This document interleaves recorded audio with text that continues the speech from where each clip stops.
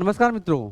भाषाएं संपर्क का सबसे वास्तविक, सबसे सरल, सबसे सहज माध्यम होती हैं। तो आज हम बात करेंगे शास्त्रीय भाषाओं की। क्या संविधान में इसके प्रोविजन है, इसकी विशेषताएं क्या हैं और सरकार इसके लिए क्या प्रयासरत है शास्त्रीय भाषाओं के संपर्क में। तो एक बार फिर से मैं आपका स्वागत करता हूं क्रैक नाउ के इस प्लेटफॉर्म पर। चैनल को कर लीजिए सब्सक्राइब। चलिए शुरू करते हैं। देखेंगे चर्चा में क्यों है यह। तो केंद्रीय मंत्रिमंडल में 5 और भाषाओं को शास्त्रीय भाषा का दर्जा दिए जाने की स्वीकृति दी है, जिससे देश की सांस्कृतिक रूप से महत्वपूर्ण भाषाओं की सूची में विस्तार हो गया है। 5 भाषाओं के अलावा मराठी, पाली, प्राकृतिक, असमिया, बंगाली को भी इस प्रतिष्ठित श्रेणी में शामिल किया गया है। शास्त्रीय भाषा क्या है, अगर हम बात करें तो वर्ष 2004 में भारत सरकार ने उनकी प्राचीन विरासत को स्वीकार करने और संरक्षित करने के लिए भाषाओं को शास्त्रीय भाषा के रूप में नामित करना शुरू किया।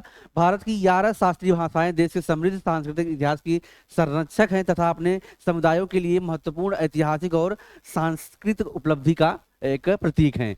तो ये भाषाएं हैं जिनको 2004 में सबसे पहले तमिल को शास्त्रीय भाषा का दर्जा दिया गया। संस्कृत, तेलुगु, कन्नड़, मलयालम और उड़िया, ये अब तक ऐसे 6 भाषाएं थी जिन्हें शास्त्रीय भाषा का दर्जा दिया गया था। 5 इसमें और शामिल कर लिए गए हैं, तो टोटल संख्या 11 हो गई है।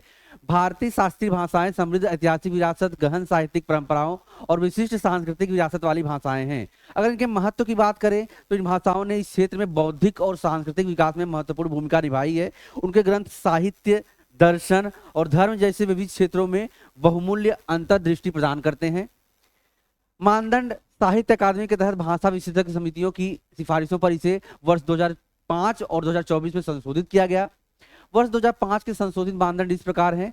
उच्च पुरातनता, प्रारंभिक ग्रंथ और ऐतिहासिक विवरणों की प्राचीनता 1500 से 2000 बीसी की है। प्राचीन साहित्य ग्रंथों का संग्रह जिसे पीढ़ियों द्वारा मूल्यवान विरासत माना जाता है।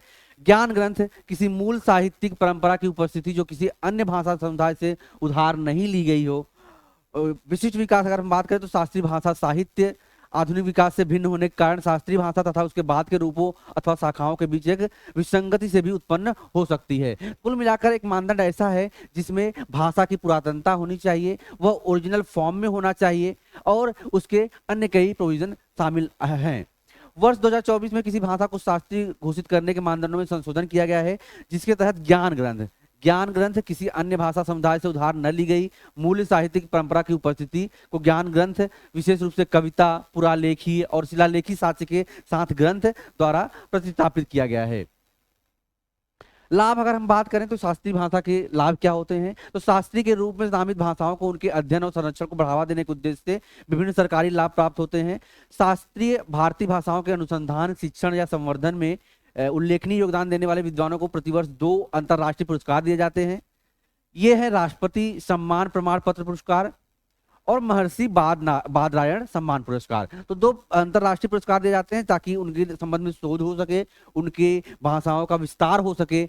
और राष्ट्रपति सम्मान प्रमाण पत्र पुरस्कार और महर्षि बादरायण सम्मान पुरस्कार दिया जाता है।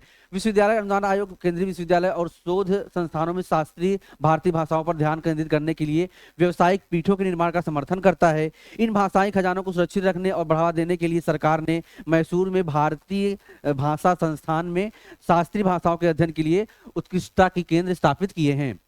भाषा को बढ़ावा देने के लिए अन्य प्रावधान क्या है, तो 8वीं अनुसूची भाषा की प्रगतिशील उपयोग, संवर्धन और उपयोग को बढ़ावा देना। इसमें 22 भाषाएं शामिल हैं। असमिया, बांग्ला, गुजराती, हिंदी, कन्नड़, कश्मीरी, कोंकण, मलयालम, मणिपुरी, मराठी, नेपाली, उड़िया, पंजाबी, संस्कृत, सिंधी, तमिल, तेलुगु, उर्दू, बोडो, संथाली, मैथिली, डोगरी, ये 22 भाषाएं हैं जो संविधान के 8 विभाग में शामिल है 8वीं अनुसूची में। अनुच्छेद 344 संविधान के प्रारंभ से 5 वर्ष की समाप्ति पर राष्ट्रपति द्वारा एक आयोग के गठन का प्रावधान करता है। और अनुच्छेद 351 में प्रावधान है कि हिंदी भाषा का प्रसार बढ़ाना संघ का कर्तव्य होगा।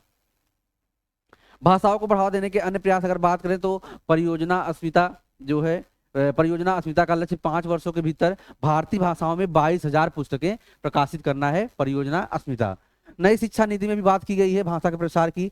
तो न्यू एजुकेशन पॉलिसी नीति का उद्देश्य संस्कृत विश्वविद्यालयों को बहुविषयक संस्थानों में परिवर्तित करना है। केंद्रीय भारतीय भाषा संस्थान, यह संस्थान 4 शास्त्रीय भाषाओं कन्नड़, तेलुगु, मलयालम और उड़िया को बढ़ावा देने के लिए कार्य करता है। केंद्रीय संस्कृत विश्वविद्यालय विधेयक 2019, इसमें 3 डीम्ड संस्कृत विश्वविद्यालयों को सेंट्रल डीम का दर्जा दिया गया है। जिसमें दिल्ली में राष्ट्रीय संस्कृत संस्थान और श्री लाल बहादुर शास्त्री राष्ट्रीय संस्कृत विद्यापीठ और तिरुपति में राष्ट्रीय संस्कृत विद्यापीठ शामिल हैं। तो यह मुख्यतः सरकार द्वारा प्रयास है। हमारे संविधान में कई बातों का उल्लेख है जिसे हमने देखा। तो आप क्या समझते हैं भाषा से? भाषा आपके लिए कितना महत्व रखती है? दीजिए कमेंट बॉक्स में अपनी राय। चैनल को कर लीजिए सब्सक्राइब, क्योंकि इस तरह की जानकारी हम आपके लिए लाते रहते हैं। तो हैव अ ग्रेट डे। जय हिंद।